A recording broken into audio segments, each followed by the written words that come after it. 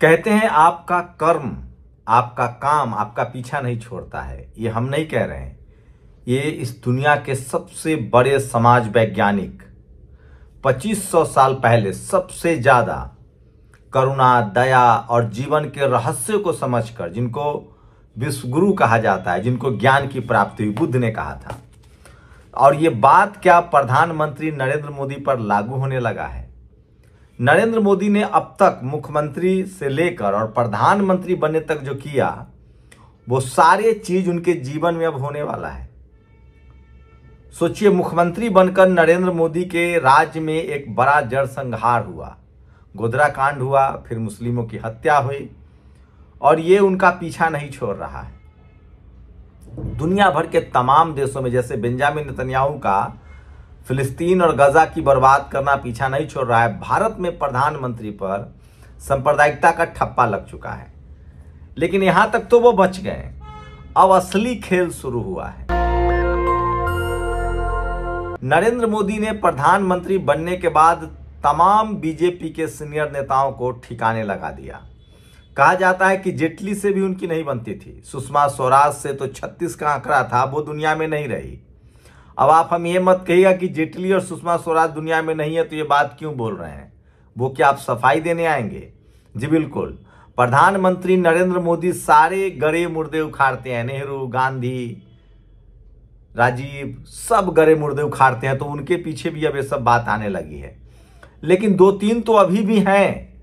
आडवाणी, उनका प्रधानमंत्री बनने का सपना सपना ही रह गया। जिस शख्स ने बीजेपी को बनाया, उनको 75 साल से ज्यादा उम्र कहकर मार्गदर्शक मंडल में डाल दिया गया। मुरली मनोहर जोशी कभी तिकरी बोलती थी, हम लोग बचपन से सुनते थे। आडवाणी, जोशी और वाजपेयी, सच्चाई अब पता चलिए वो भी अज्ञातवास झेल रहे हैं। सोचिए, मुरली मनोहर जोशी।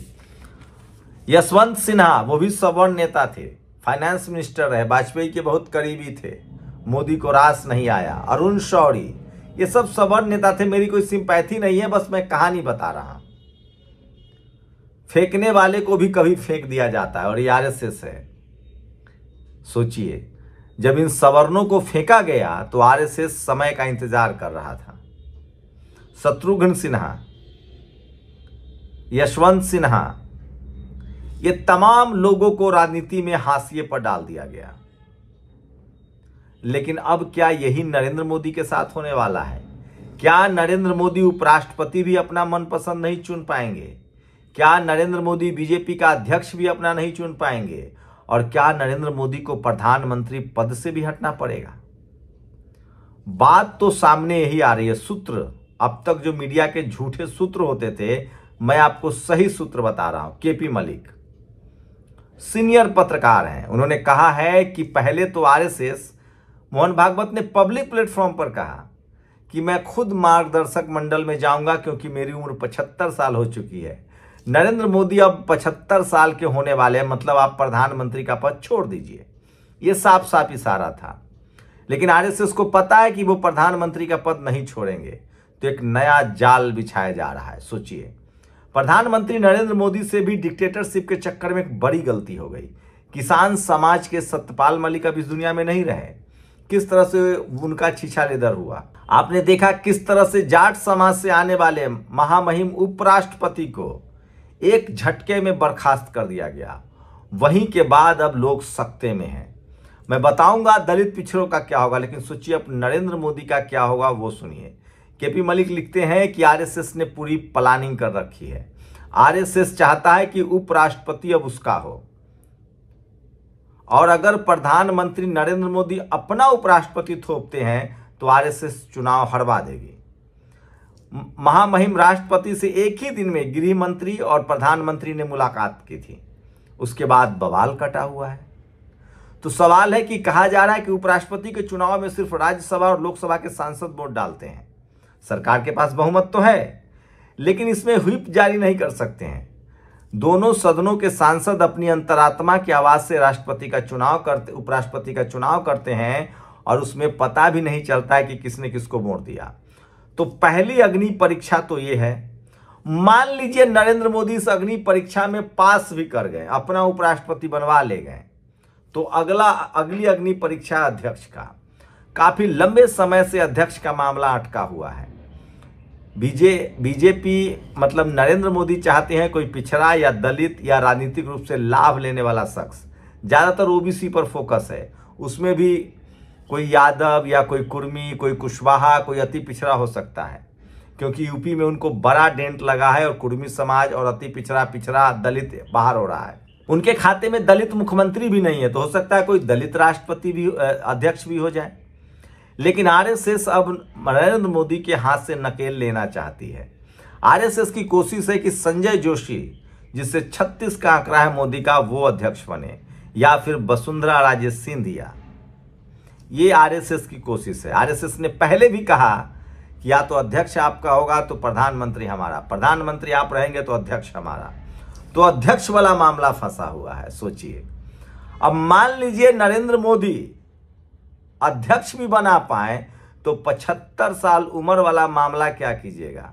कहा जा रहा है कि आरएसएस पहली बार मोहन भागवत इस्तीफा दे सकते हैं। अभी तक ये होता था कि आरएसएस का प्रमुख जो है वो जीवनोपरांत अध्यक्ष बना रहता था, प्रमुख बना रहता था, सरसंघ चालक। एक बार एक ठाकुर समाज के रज्जो भैया को ऐसा नहीं करने दिया गया। संघ का प्रमुख वैसे भी ब्राह्मण नहीं, महाराष्ट्र का ब्राह्मण होता है। यूपी के रज्जू भैया बने थे, टर्म पूरा नहीं कर पाए, उनको पहले ही हटा दिया गया। मोहन भागवत अपना दांव खेलना चाहता है। मोहन भागवत की कोशिश है कि वो सरसंघ चालक से हट जाए और किसी ब्राह्मण मुख्यमंत्री, प्रधानमंत्री इस देश का बनाया जाए। उसमें नितिन गडकरी का नाम आगे चल रहा है, देवेंद्र फडणवीस का नाम आगे चल रहा है, और दूसरे नंबर पर योगी आदित्यनाथ, जो आरएसएस के बड़े पोस्टर बॉय हैं। ये 3 बड़ी चुनौतियां हैं नरेंद्र मोदी के रास्ते में। आप सोचिए, क्या इन तीनों चुनौतियों से पार कर पाएंगे? उसके बाद समझिए, मैं ये बात उन दलित, पिछड़े, किसान, आदिवासी, अल्पसंख्यकों से कहना चाहता हूं। आज आप बीजेपी की हाँ में हाँ मिला रहे हैं। जिस तरह से आरएसएस की राजनीति है, जिस तरह से स्कूल बंद हो रहे हैं, नौकरियां खत्म हो रही है, इस देश का दलित, पिछड़ा, किसान, आदिवासी, अल्पसंख्यक, पहले ही 40 करोड़ लोगों के पास न घर है न खाना, 80 करोड़ लोग 5 किलो राशन पर जिंदा है, मतलब 120 करोड़, 15 करोड़ बहुजन समाज के लोग जो सिस्टम के हिस्सा बने हैं, या 10 करोड़, उन्हीं पर पूरा बहुजन समाज की राजनीति है। और अगर आपने आरएसएस के साथ और कंधा से कंधा मिलाया, इनको सत्ता से बाहर नहीं किया, तो आने वाले समय में न राजभर का समाज बचेगा, न अनुप्रिया पटेल का समाज बचेगा, न निषाद जी का समाज बचेगा, न चिराग जी का समाज बचेगा, न मांझी जी का समाज बचेगा। नीतीश जी तो विलुप्त ही हो रहे हैं। कुर्मियों ने तो यूपी में साथ छोड़ दिया है, बिहार में इस बार साथ छोड़ देगा। अगर आरजेडी ने जमकर मंडल, ओबीसी, त्रिवेणी संघ को टिकट दिया, अति पिछड़े को टिकट दिया, दलित समाज को टिकट दिया, तो वो ऐसे भी बीजेपी का साथ छोड़ देंगे। तो सोचिए, जो आरएसएस मोदी का सगा नहीं है, वो बहुजनों का क्या सगा होगा। अब बात आरएसएस कैसे कंट्रोल करे। नरेंद्र मोदी को लग रहा है कि चुनाव आयोग का कंट्रोल करना, जुडिशियरी को कंट्रोल करना उनका कंट्रोल है। दरअसल ये आरएसएस का कंट्रोल है।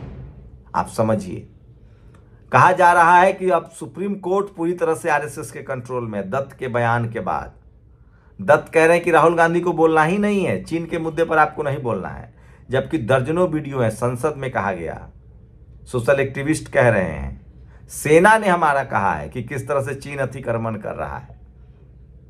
अब आते हैं एसआईआर पर। कनिमोरी ने एक बड़ा अच्छा बयान दिया है कि अमित शाह कह रहे हैं कि हम 20 साल विपक्ष में बैठेंगे। ठीक है, अगर जनता हमको बैठाएगी तो बैठेंगे, लेकिन चुनाव आयोग और एसआईआर के नाम पर हमको आप विपक्ष में नहीं बैठा सकते हैं। हम आर पार की लड़ाई लड़ेंगे। एडीआर ने कहा है कि जिन 65 लाख लोगों का नाम कटा है, आप लाइए, उनका सारा डिटेल दीजिए, जारी कीजिए, किन कौन मर गया और कौन बाहर रह रहा है और किसका डबल नाम था। तो उसके आंकड़े नहीं कटे हैं। मीडिया अपना झूठ लगातार बोल रहा है। सेना से झड़प, पाकिस्तान से झड़प, मुठभेड़, सेना लगातार खंडन कर रही है।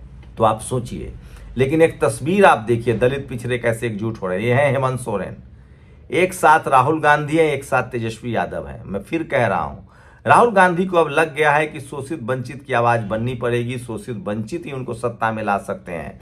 इसलिए राहुल गांधी अब क्रिस्टल क्लियर हो गए कि दलित, पिछड़ा, किसान, आदिवासी, अल्पसंख्यक की बात ही करके हम आगे जाएंगे। मैं फिर कह रहा हूं, बिहार चुनाव पर सब कुछ निर्भर करता है। अगर बिहार चुनाव में भी बहुजन समाज के नेता नहीं जागरूक हुए तो वो बिहार भी गंवा देंगे और यूपी भी जाएगी।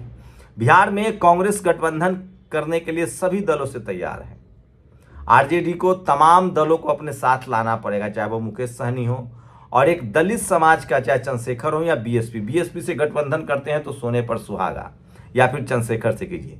यूपी में भी अखिलेश जी को ये जीत छोड़नी पड़ेगी। मैं फिर कह रहा हूं, क्रांति कुमार ने लिखा है, मायावती जी अगर इंडिया गठबंधन में आती हैं तो एक बार में बीजेपी का सफाया हो जाएगा। और सोचिए, राहुल गांधी के पास पूरी उम्र पड़ी है। मैं फिर कह रहा हूं, सवर्ण चापलूस, चाहे वो पार्टी के अंदर है या पार्टी के बाहर, राहुल गांधी को भड़काते हैं। राहुल गांधी की अब विश्वसनीयता बनी है, बहुजन समाज उनको भरोसा कर रहा है, उनकी क्रेडिबिलिटी बनी है। बीएसपी सुप्रीमो से गठबंधन कर सकते हैं, आप चाहे तो उनको राष्ट्रपति बनवा सकते हैं। मैं फिर कह रहा हूं, बीएसपी के या दलित समाज के दो बड़े नेता हैं, मायावती जी, चंद्रशेखर, क्योंकि बहुत सारे नेता बीजेपी के साथ हैं, इसलिए इनको आना पड़ेगा। बिहार चुनाव से सब कुछ साफ हो जाएगा कि ऊंट किस करवट बैठने वाला है। लेकिन एक बात तो तय है कि प्रधानमंत्री नरेंद्र मोदी को जब आरएसएस लात मार सकती है तो उन बहुजन नेताओं का क्या, जिनको वो सिरहित की तरह इस्तेमाल करती हैं। और जो भी आरएसएस बीजेपी के साथ गया उसकी राजनीति खत्म हो गई। इसलिए मायावती जी ने कहा कि मैं बीजेपी के साथ नहीं जाऊंगा। तो आ जाइए इंडिया गठबंधन में। नवीन पटनायक की राजनीति खत्म हो गई, जगन मोहन रेड्डी की राजनीति खत्म हो गई, नीतीश कुमार अब खत्म होने जा रहे हैं, प्रकाश सिंह बादल की राजनीति खत्म हो गई और शिंदे साहब को यूजन थ्रो कर दिया गया। बीजेपी किसी का सगा नहीं है और कोई ऐसा कोई नहीं जिसको उसने ठगा नहीं है। आप लोग अपनी राय जरूर दीजिए, क्या नरेंद्र मोदी ने जो अपने नेताओं के साथ किया उनके साथ भी वही होने वाला है?